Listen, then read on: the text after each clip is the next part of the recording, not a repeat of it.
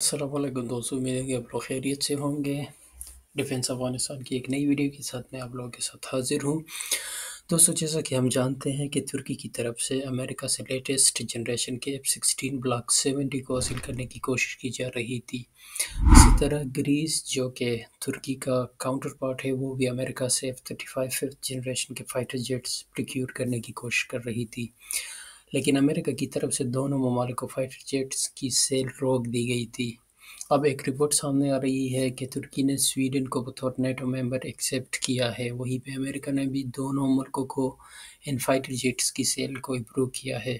तो तुर्की के लिए अमेरिका ने $23 बिलियन की डील को क्लियर कर दिया है, जिसके अंदर तुर्की 40 F-16 latest generation block 70 fighter jets को हासिल करेगी। वहीं पे ग्रीस को सिर्फ $8.6 बिलियन में 40 के करीब F-35 तैयारों की सेल की भी मंजूरी दी गई है। अब सवाल ये पैदा होता है कि तुर्की को $23 बिलियन के बदले सिर्फ 40 F-16 मिल रहे हैं, जबकि ग्रीक एयरफोर्स को नई तादाद में F-35 तैयारे सिर्फ $8.6 बिलियन में मिल रहे हैं।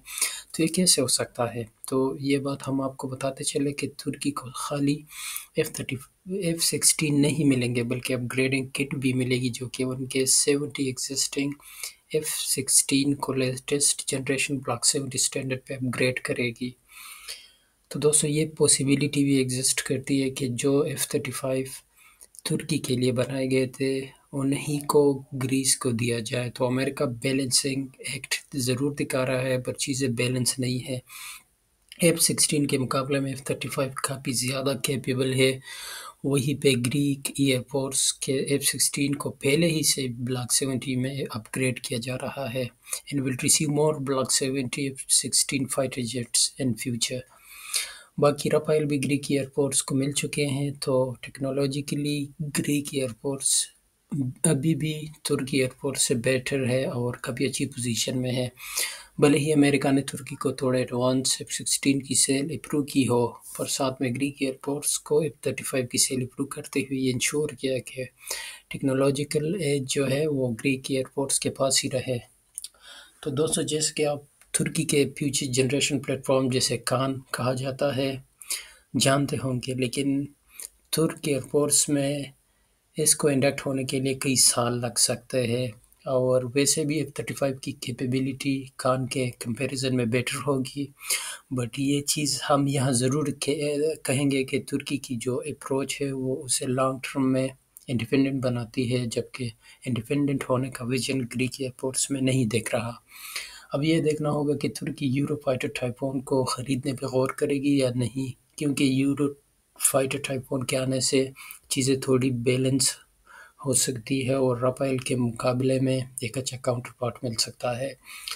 पर दोस्तों, गेम यहाँ पे अमेरिका ने खेली है। उन्होंने तुर्की को फोर्स किया कि वो स्वीडन को नेटो का मेंबर एक्सेप्ट करे और उसके बाद F-16 और अपग्रेडिंग किट दिए गए उन्हें।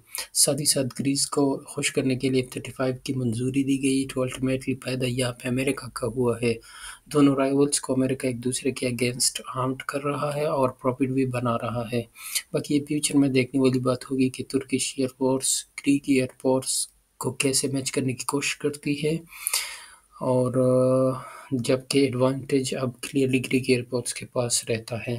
तो दोस्तों, उम्मीद है कि आप लोगों को ये वीडियो अच्छी लगी हो और थोड़ा कुछ जानने को मिला हो। जैसे कि दोस्तों, आप लोगों को शायद पता होगा मेरे चैनल के नाम से ही कि ये डिफेंस अफगानिस्तान के नाम से मेरा चैनल है, और मैं खुद ही अफगानिस्तान का रहने वाला हूँ और उर्दू या हिंदी ज़ुबान मैंने फ़िल्मों और इसी तरह यूट्यूब पे बनने वाली वीडियो से सीखी है। तो उम्मीद है अगर कोई गलती या कोई लफ्ज़ वगैरह मैंने किसी और लहजे में बोला हो तो उसके लिए माज़रत चाहता हूँ। इंशाल्लाह फ्यूचर में भी मैं इसी तरह वीडियोस बनाते रहूँगा और आप लोगों की ताउन का मशकूर हूँ। बहुत शुक्रिया भाई।